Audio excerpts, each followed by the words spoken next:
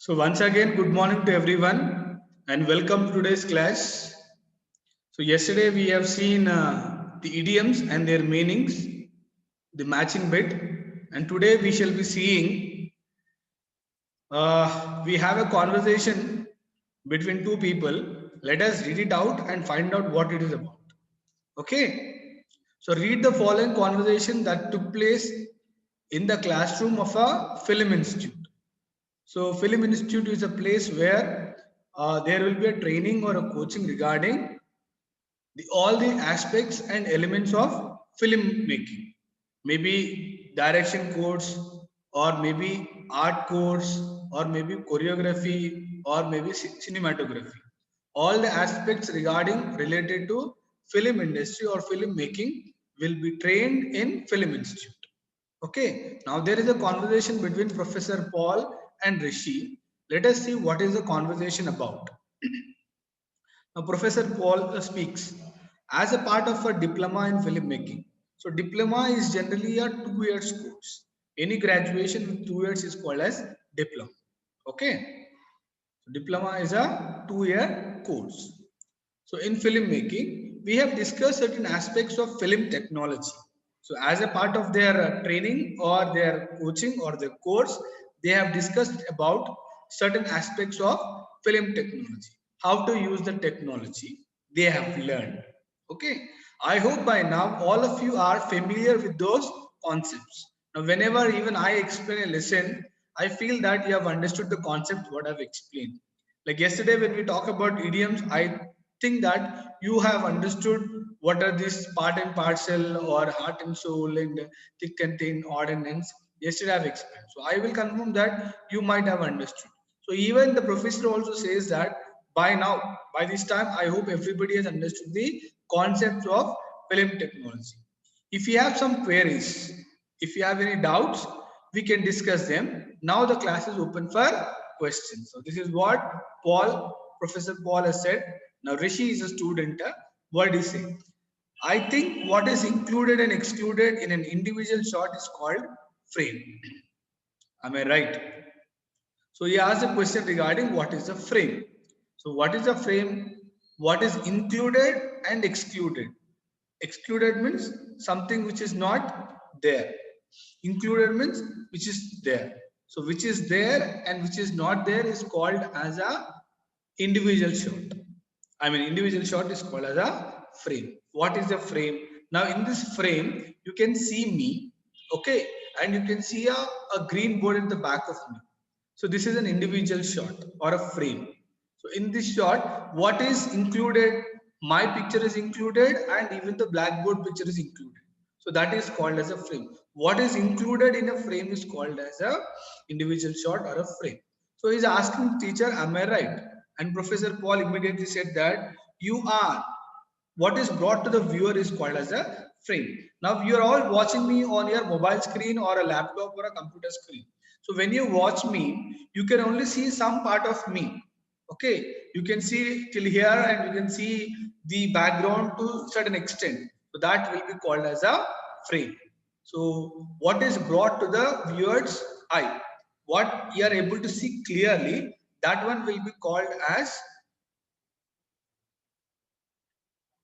so that one will be called as frame. Which shot is used to show a happy reunion, sir?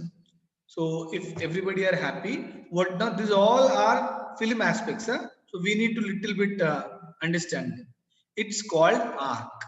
The camera moves in arc, arc in this way around the subject or the artist. So when you wanted to like at the end of the movie or the hero parents or something like that, all the artists meet. That Shubham card end card will be there. So at that time everybody will come. I mean they will stand at one place. So in that frame, so the camera moves like an arc. You know what is arc in your mathematics? It's like a curve. So the camera moves from one end to the other end, covering all the subjects. Subjects means all the artists. So that is called as an arc. Any more questions? Here is the list of camera shots that help you to have a clear idea about the different shots in filmmaking. Now, those who are interested in filmmaking, better you need to understand these terms. Now, establishing shot. It is usually from a greater distance to establish setting. Familiarizes the scene or setting. I mean, it introduces the scene. Now, for example, I'll tell you.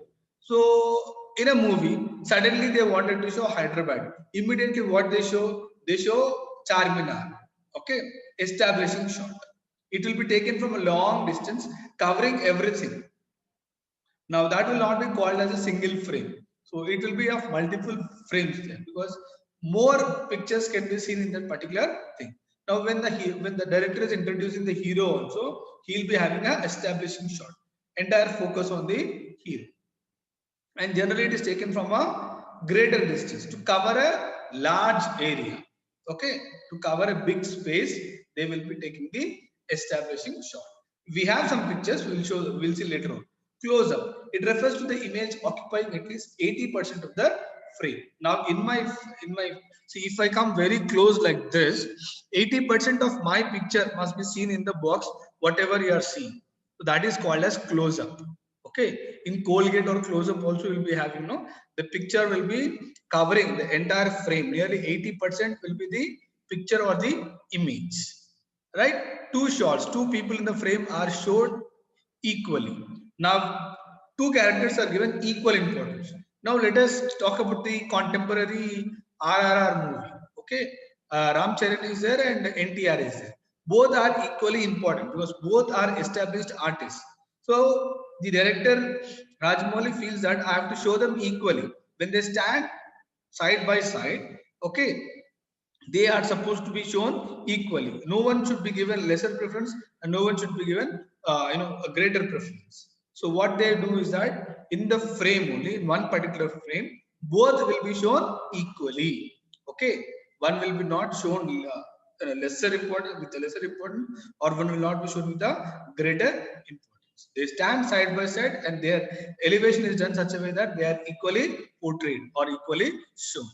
Dutch angle. It is neither vertical nor horizontal, it is oblique. So it is neither vertical, it is not like this or it is not like this. It may be like this or it may be like this.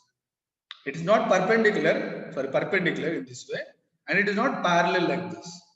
This is parallel, okay, and this is perpendicular. So when you see Dutch angle, it will be either in this slant way or in this slant way. That is called as a Dutch angle. It will be just like a twisted curve or a arc. Bird's eye shot. Now when you see Google Map, you find that everything is covered from the top angle. So that is called as bird's eye shot. Okay, sometimes when they show a particular region from the top by using a drone camera, so that is called as bird's eye shot. High angle, camera is above the subject. Camera is above the subject means camera will be placed above the particular person here. Okay, top of the person, from the top to the bottom everything will be shown in this particular high angle. From the top, I mean the top one will be portrayed more and the bottom one will be portrayed a little bit less. So when I keep a camera here, my head looks very bigger in size, whereas my legs looks a little bit shorter in size. I mean the zooming will be done from the top angle and then to the bottom side. So that is a high angle. Low angle is camera will be kept at the bottom. Camera will be kept at the bottom. Now hero stands there, his legs will be seen, it's a gigantic way, and then the camera will slowly go to the face. That is the low angle. Now rack focus. Here the focus is shifted from one subject to the other subject. Now let me tell you one thing. I am here. Okay. Beside me, you just imagine that even Maradi sir is there. So when I am speaking, my image will be very clear.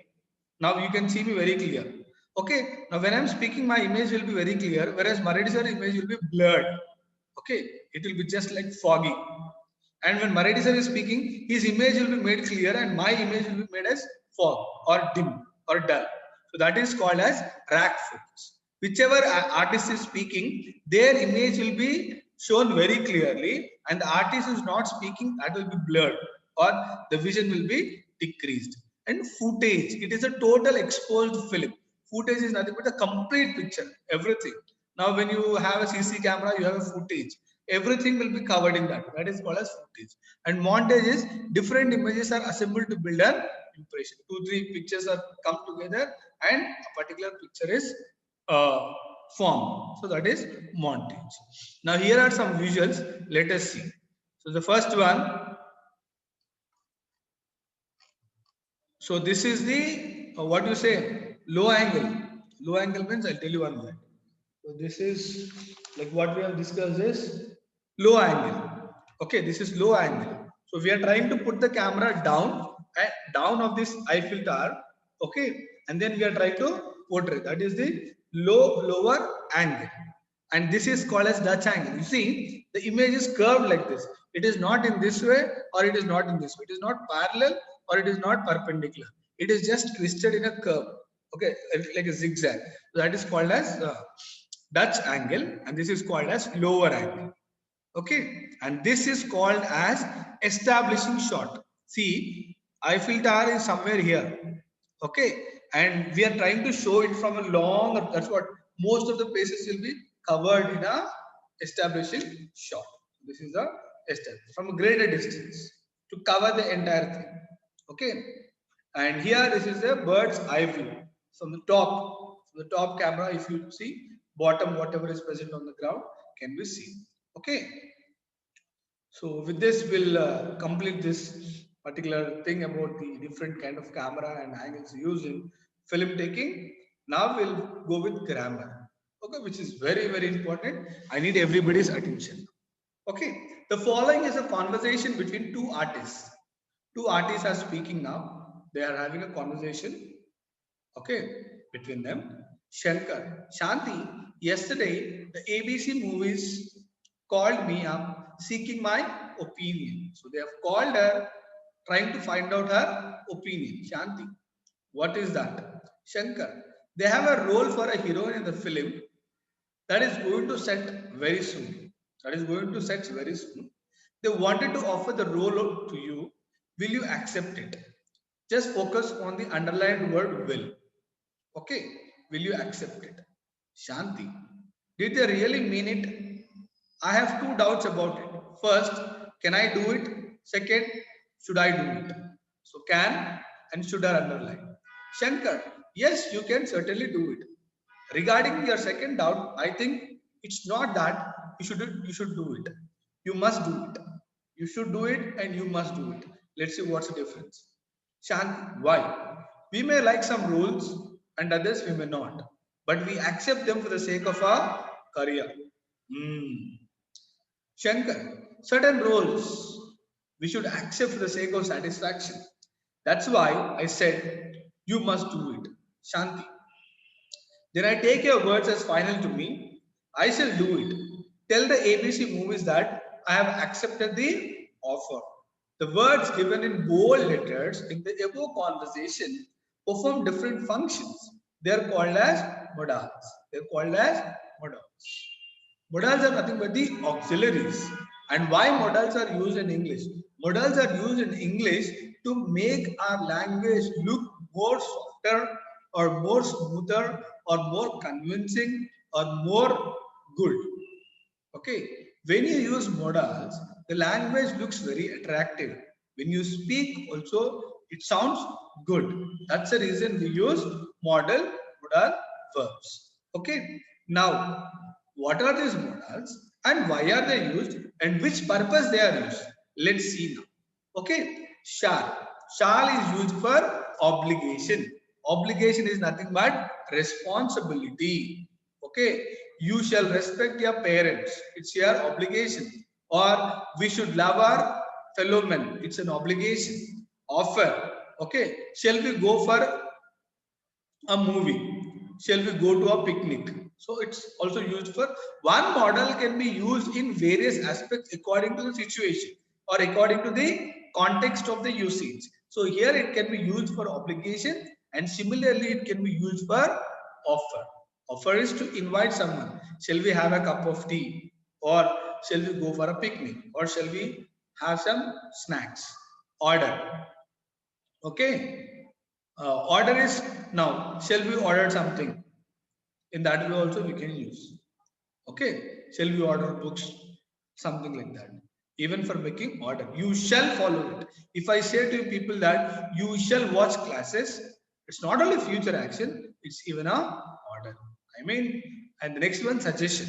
When you go to a hospital, doctor will say you shall take or you should take. Generally, past form, you should take bed rest. That's a suggestion or an advice. Okay, shall even used for suggestion. And the past form shall also is should. It is also used for obligation, that is responsibility, and even advice. You should complete your classwork by November 10th. Okay, you should respect all Indians.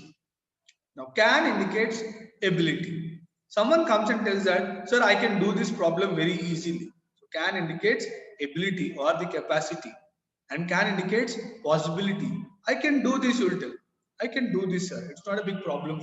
I can do it. And sometimes it is even used for permission. Can I leave the school campus now?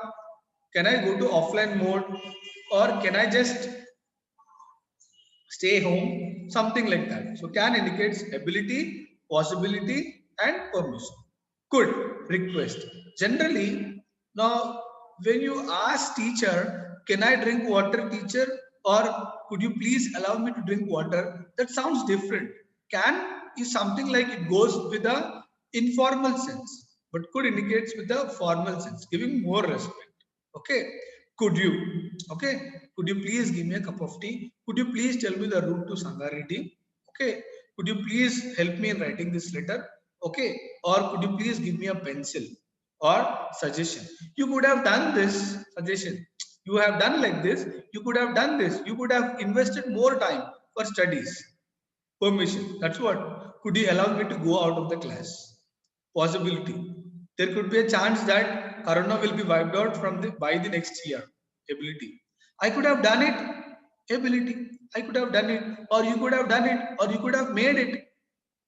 Either of the ways you can use. Will, certainly. Okay.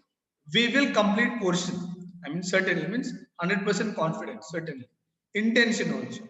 Yes, that will also talk about intention. I will do it. Intention, I will do it. Futurity means future chances. I will attend class tomorrow. I will attend class tomorrow. It is talking about a future action. Futurity means purpose. Purpose is requirement. Okay. You will you will have to write your notes because it's a purpose. Okay, we will give you printed notes. It's a purpose. Now, wood is going to give for offer. Same like how we have used wood, even we can use wood. Okay, we would like to offer you the post of an English teacher in our school. Offer. Okay, even preference. What would you like to have? Coffee or tea? Preference. What would you like to have? Either coffee or tea. Past time. I would have I would have walked 4 kilometers every day while I was a young boy. Past habit. Okay. I would have done it if I was in the place of you, or if I were in the place of you. Future of the past. You would have done this, but you have not done it. Future of the past. You would have done this, but you have not done. May. May indicates permission. May I leave the class, sir? See, may, can, could, everything can be used. But only thing is that the way you present is more important. You can say, can I leave the class? Okay, not so respectful. Could you please allow me to leave the class? Respectful. May, of course, respectful. Permission. May I disturb the class? Or may I sharpen my pencil? Or may I leave the class? May I drink a glass of water? Possibility. It may rain tomorrow. Okay, it may rain tomorrow. And you can say may also indicates wish. Okay, it may be a good thing tomorrow. It may be a good thing tomorrow. 51 present teacher. Just a minute, we'll have a gap. So sorry for the interruption. So might indicates possibility. Might indicates possibility. Okay, possibility. It might rain today. Who knows? Possibility is there. May and might. May is a present form. Might is a past form. That's it. Must, compulsion. You must respect your parents. Or inference. Conclusion. You must attend live classes. Inference. Okay. So these are the modal verbs which you use to make your communication look more effective and which have a purpose. Okay, some important points about modals. Let's see. We'll stop the class after 5 minutes. Modals take any subject before them. There is no subject verb agreement. Modals take any subject before them. Okay, any subject will be there before. Okay, for example, he must. Must is modal before that subject. Okay, students must, or students can, or students should, students will. Subject. Okay, and before that will be, I mean, model will be there, and before model, subject will be there. Who is doing the action? There is no subject verb agreement problem. No two models can co-occur in a sentence. Two models will never occur. You cannot say, I can drink water and could drink water. In every sentence, only one modal will be repeated. Okay, two models will never come in a sentence. The film will be released next week. The film will be released next week. See, the film will be released is there. The film will be released. Will is only one model here. You cannot use one more model along with this. It's not possible. It's not correct also. The main verb will always be in V1 form. Whatever tense the sentence may be, always it will be in V1 form. For example, you must watch class, I said, but I did not say you must watch the class. You must attend online classes, I said, but not you must attend it. So when modal is placed, the main verb will always be in V1 form only. It will not change. See, he cannot move the big stone. See, cannot is the modal where move is V1 form. Similarly, I shall read well. You will never say I shall read well, or I will eat my breakfast. You will say, but you will never say I will eat my breakfast. So whenever modals are used, the main verb will always be only in V1 form. Past forms of the modal stand for politeness, like could, should, would, might. They all stand for politeness. Would you like to have some tea? Okay, not will you. You can ask even in will also. Okay, will you have a cup of tea? Or shall we have a cup of tea? That way also you can ask. But to make more polite or more sounding good, you have to use would or would. Would you like to have some tea, or could you lend me a book? So other,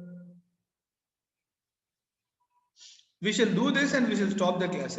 I will be telling the answers. He can sing for 8 hours at a stretch. So can indicates here ability. Please make a note of it. Can indicates ability. Can indicates ability. You could take an umbrella. It's raining out. You could take an umbrella. It's raining out. So could is giving a suggestion. I mean, you could take an umbrella. It's raining out. Now, you should complete the shooting by tomorrow evening. It's a responsibility or obligation. You can make it as a obligation. It's a responsibility. Okay. You should complete your shooting by tomorrow evening. Shall I wait till you come? Shall I wait? It's like an offer. Okay. Write it as offer. Shall you underline and put it as offer?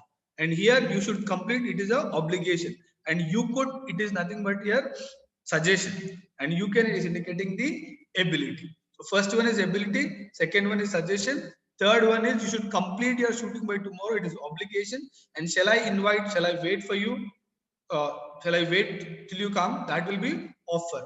The time was up, but the makeup person would not have. This is future past. Okay, write it as future of the past. Future of the past.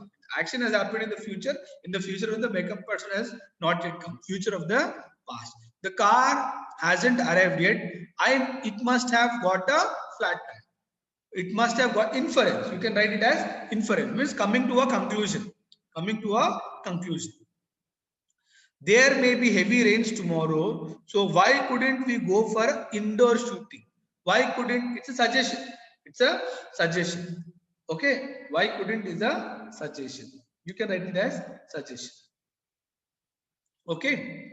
Time is running out. Just a minute. Right. Now, will you join for tea? Again, it's an offer. Okay. H is again for a offer. So could is suggestion here, and it's a offer. The agreement between the two parties shall be in force for the 2 years. So This one shall be in force that indicates obligation or responsibility. Okay, the agreement shall stand between the two parties shall be in force, obligation or response. It might be an idea to postpone the release of the film. Might. Okay, possibility. Might is the possibility. I will repeat the answers quick. Okay, so here ability, here suggestion. Third one, we should complete the shooting. It's obligation. This is offer. Shall I wait? The time was up, but the makeup man didn't come. Future of the past. The car hasn't arrived yet. It must got a flat tire. It is inference. Must is inference. There may be heavy rains. Why couldn't you? Okay, it's a suggestion. Will you join for it? It's an offer. The agreement between the two parties shall. It's an obligation, and this is the possibility. Okay, so we have done many exercises today. Thanks for your patience in listening. Please do complete your textual exercises. Okay, thank you and have a fabulous day. Okay.